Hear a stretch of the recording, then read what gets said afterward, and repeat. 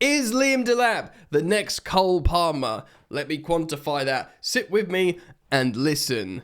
Of course, Cole Palmer left Man City for Chelsea. People criticised the fee for £42 million that Chelsea paid, and he exploded. He became his own man and has been an incredible steal ever since. I, as a Chelsea fan, was incredibly excited when Chelsea signed Cole Palmer, to the point where I got a lot of stick from Chelsea fans, like, look at this guy, he's played a little bit here, he's done that, but why should we be buying him? But I liked what I saw in him. I feel very, very similar to Liam Delap. Of course, Cole Palmer was in a super club like Man City, but it's still the same in terms of having an opportunity to be the guy in a really high-quality team. Of course, Man City are a high-quality team, but he's not the guy. And you could say with Liam Delap, he's the guy, but it's not a high-quality team in relegation-bound Ipswich. I think Liam Delap is he's about the same age as when Cole Palmer went to Chelsea. He's that kind of character and ability in terms of his particular role that he can explode in the next level. And we've lent 30 million quid, 30 million pounds to buy him if Ipswich get relegated, which they will, guys. So 30 million quid is an absolute steal for this guy. In a moment, we're going to react to this article by Daniel Taylor, the Liam Delap transfer auction featuring Chelsea, Man United and half the Premier League. Why everybody wants him.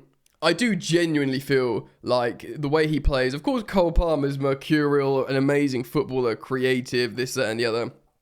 But Liam Delap is a proper bread and butter centre forward. He gives me, again as a Chelsea fan, Chelsea reference, like Diego Costa vibes. Very strong, very direct, will bully you, is so young and is so ready to take that next step, man. I really genuinely do believe so. So I start with that Cole Palmer comparison because it's not just a Man City Academy thing, that's lazy, but I do think there will be parallels here. A signing that people look like, feel it's a bit unsexy, but then go, oh yeah. And for 30 million quid in a world where everybody wants a striker, I think he could prove to be an excellent acquisition for whichever club gets him, and there's a few that are after him. I mean, people thought he's going to cost 40, maybe 50 million quid, 30 million quid for a young England international changes the conversation entirely. And again, I can only reference my own club, Chelsea, for a point of reference. Chelsea paid £35 million for Michy Batshuayi as a second choice. In terms of being effective in the Premier League, I think Liam Delap could be just really, really good. Yes, I'm referencing Chelsea a little bit here because we're linked to Liam Delap, but this YouTube channel, I speak all things football. So do consider supporting this content because there is daily videos here, sometimes and often recently, multiple videos uploaded daily on this YouTube channel, Football Yannick. So do consider supporting me and liking and subscribing. And if you do subscribe, if you think the content is something that you want to hang around with or stick around for, then do hit the bell notifications icon when you subscribe. Alright, so for reference, I'll be looking at this article by Daniel Taylor on The Athletic. And we're going to learn a little bit about Delap together. I have looked at his stats before, very, very strong. But let's read. Roll up for what is going to be one of the biggest auctions in modern years of Premier League. Wow, that's a big starting line there. Exactly how big depends on how many of Liam Delap's admirers are willing to turn their interest into the Ipswich Town striker into something with greater substance. But the Athletic's information is that more than half of the Premier League clubs are monitoring his availability with a view of capitalising on the Ipswich's near guaranteed relegation to the Championship. Of course, Chelsea and Man United's interest in the 22-year-old is very serious. The West London club have committed significant time and effort into pursuing Delap, who was signed at Manchester City by their co-director of recruitment, Joe Shields, and then coached by Enzo Maresca, and of course, they are both now at Chelsea, which could give Chelsea an edge because I've referenced on my main channel that Delap scored over a goal a game playing for Maresca for the U23s, is it? At Man City. Of course, linking up with Cole Palmer at that time as well. Delap also features high on Man United's list of summer targets, and that stems from a firmly held belief at Old Trafford that he's capable of filling the centre forward role as an upgrade on Rasmus Højlund and Joshua Zirkzee. Yeah, I definitely think Højlund. I'm not a Højlund hater. I think I know exactly the kind of player he is, and I think he's quite good, but I think it's not necessarily, he's not going to flourish at this point at Man United. I think Andy Brassel of the Football Ramble said he's a kind of player that would go on loan to a top 3 or a Serie A club and finish as a top 3 scorer in the league. Still as a young player, which is really good, and Zirkzee I do think is useful for Man United. Of course, he costs a lot less money than Rasmus Højlund, Joshua Zirkzee, but Zirkzee looks like he can just be effective in the Premier League. He's massive, he's strong, and he's actually quite technically adept. Of course, his productivity needs to go up, but I feel like looking at the profile of Zirkzee, I think personally, as an outsider, Man United fans can tell me if I'm wrong, but as an outsider, I look at Zirkzee and think, yeah, he could be a useful asset. Not necessarily playing as a conventional 9, but playing off the 9 sometimes.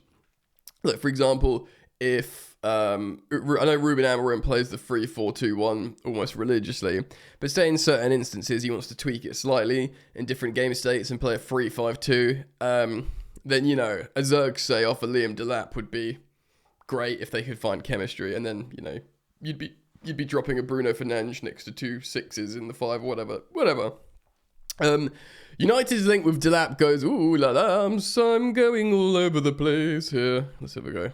Sorry, I'm losing my place. United's link with Delap goes back to the club's technical director, Jason Wilcox, who was previously in charge of City's academy and involved in signing the striker.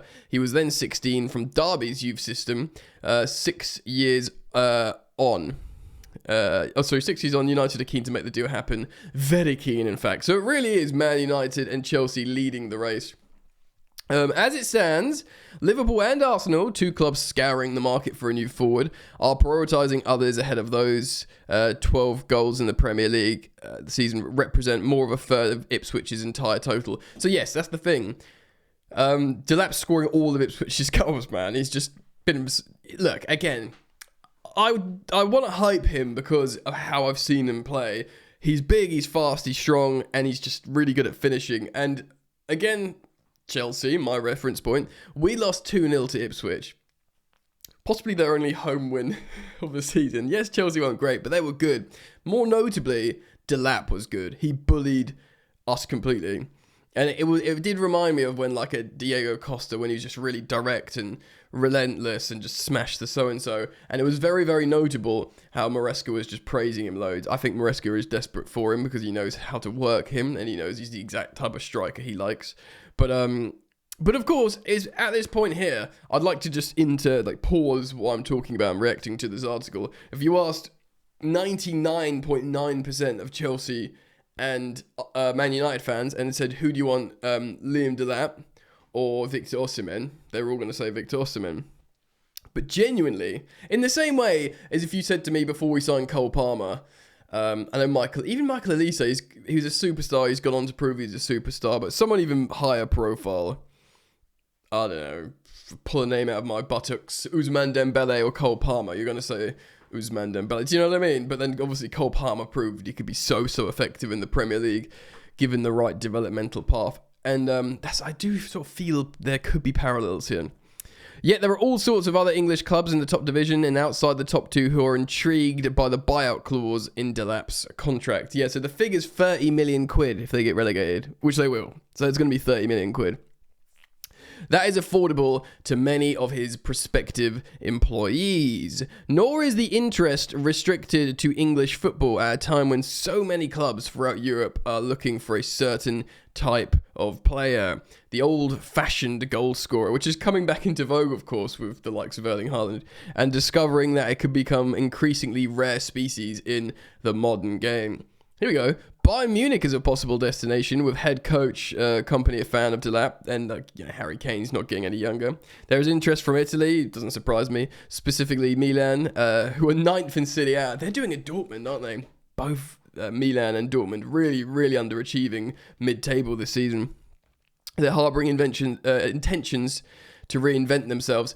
I mean, AC Milan buying young English talent, is a well-trodden path of late, isn't it? Like what they got at the moment: Tammy Abraham, Ruben Loftus-Cheek, Fikayo Tomori. Like they're all, all from Chelsea, but they'll definitely feel they can absolutely benefit off more young English talent. It does translate well into the Italian league. To add further intrigue, as reported by The Athletic in February, Man City do have a buyback clause with Ipswich. That means, in theory, they could pay £40 million to re-sign a player who went in the other direction for half that amount last summer. So yeah, they sold him for 20, they buy him back for 40, but there's a 30 million relegation clause. I think their buyback clause is they can stop other people from buying him if they pay the 40, basically. They won't do that. And that, however, seems unlikely for a number of reasons. They have Erling Haaland, and of course, now they've got Omar Marmoush. I actually think, had they not had Marmoush and got him in January because they were desperate, I wonder if Pep would look at... I know Marmoush looks like he can be very effective, and actually he's a nice, different player to Haaland. But I wonder, in terms of profile, big, like, blundering, blood and thunder centre forward that's just going to, batter his way through and relentlessly score. A bit like Haaland, I think he'd be like, Delap would be a good understudy for that. Do you know what I mean? But, yeah, it won't be the case now. They've got those expensive forward options. And also Delap's he's gonna do a Cole Palmer. He's want to go somewhere where he can play and really become the guy and develop and flourish into a big, big name. I've heard other people, I'm a fan of Delap, but I've heard other people say he's the heir to Harry Kane's throne for England. Of course, he hasn't had a senior call-up yet. He plays for under 21 still. But in terms of, like, you look at the alternatives like Solanke and Watkins, who've scored a lot of goals in the Prem at times. Obviously, Tony's completely off the table now. He's in Saudi.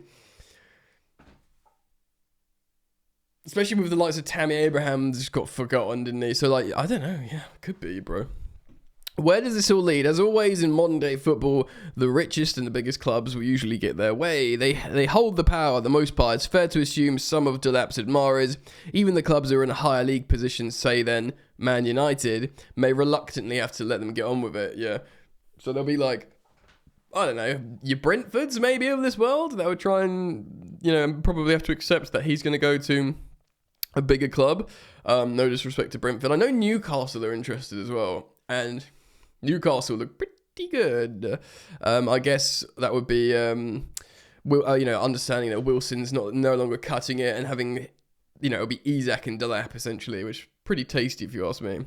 And even if they sign Delap, I don't think it will be an Isak replacement. I think it would be, we're going to be playing in Europe. We've got two good strikers. Just because they have a buyout clause in place doesn't automatically assume that Delap will go for this fixed 30 million price either.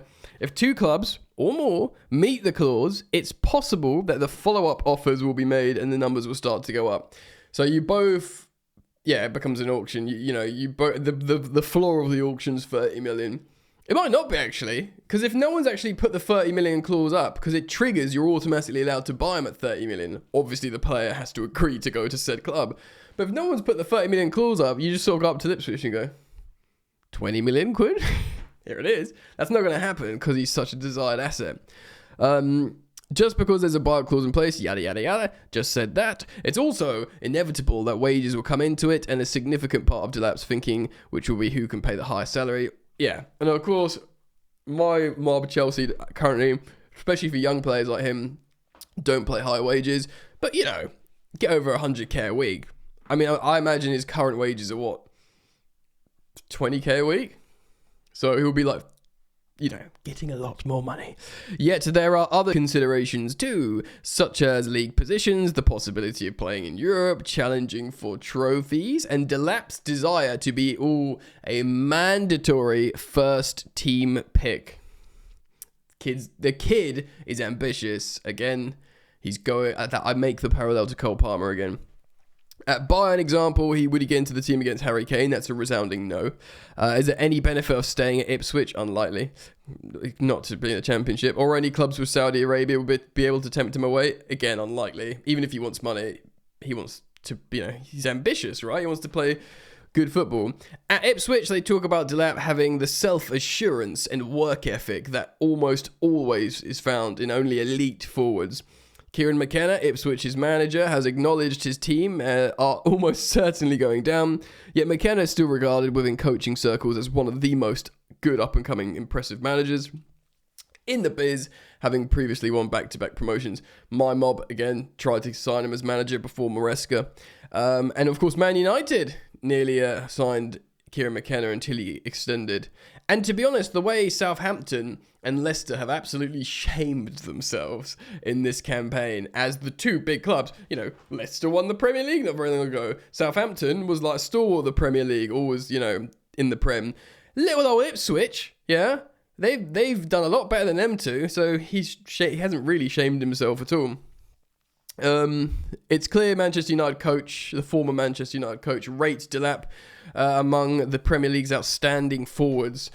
I mean, so do I, really. Again, I don't want to go too nuts here. Some people remain sceptical about his ability to make the leap from the bottom three club to one that has aspirations at the other side of the table. Why, they might ask, have Liverpool and Arsenal kept their distance if Delap is really so that good? It's a valid question. Perhaps it's also worth remembering what a team in Ipswich's position does not create anything like the numbers and the chances of course, the likes of Arsenal, Chelsea, Liverpool, yada yada. On that basis, the clubs with the more serious interest in Delap are entitled to regard his 12 goals at the 31-game mark as impressive, if not jaw-dropping return. And it is a great return considering. But for me, it's the eye test as well. I just want to remind you guys that. Only 3 Premier League strikers have outperformed Delap in surpassing their expected goals tally. Chris Wood, who's having this insane swan song. Alexander Isak, who's the best striker in the league. And interestingly, Jorgen Strand Larsen, who scored less goals than Delap, but is having some real incredible form at the moment, but he's pretty much the same as Liam Delap. They're basically joint third behind Wood and Isak. And this is Wood and Isak. Isak's 26 years old, Chris Wood's in his 30s now, and Isak's of course in his Galactico era. To be just behind those two is pretty impressive, playing for Ipswich as a 22-year-old. It's very, very, very, very impressive. There's a little bit more of this article. I'm not going to read the entirety of it because it's behind a paywall. Do seek it out if you're interested. But I did want to reflect on this, guys, spend some time and speak about him because he will be playing, obviously, at a bigger club next season, as he should be, because he's freaking awesome. And again, I'll be very interested. Obviously, Man City aren't going to sign him. Marmoush, Haaland. I get Arsenal's situation. They just want some guy who's used to just scoring elite finishes, converting loads of chances all the time, getting chances, scoring chances, getting chances, scoring chances, that has the momentum, because Arsenal feel like that's all they need now. So, an Isak or even a Victor Gyökeres, just give them chances in the box, will finish them. Maybe Chelsea look at it like, we've got the youngest team in the Premier League. He's 22. He's really good. His ceiling's up here. We can develop him with Cole Palmer and all the other young kids, and not only be good now, be good next season, and be good in 5 seasons with the same team. That's the plan of Chelsea. Man United just see a good striker, need a good striker. 30 million quid, bro. Let me know what you think. Comment down below. As always, thank you for joining me. Thank you for liking this video. Thank you for joining the fun, subscribing. I don't know how many subscribers we're on at the moment. Let me just double check while I'm chatting to you now here live, because I do think it's we really, I think I started firing up daily videos again, about 15,000, just under 15,000. We're over 15.7,000 subs, so we're really closing in on 16,000 subscribers, which is incredible, really. So thank you to everyone that has been subscribing lately. It's over 15,700. It's like 15,720. So less than 300 to go to 16,000. So thank you for your I was going to say commitment. Thank you for your commitment to my cause. Anyway, comment down below. See you soon. Peace.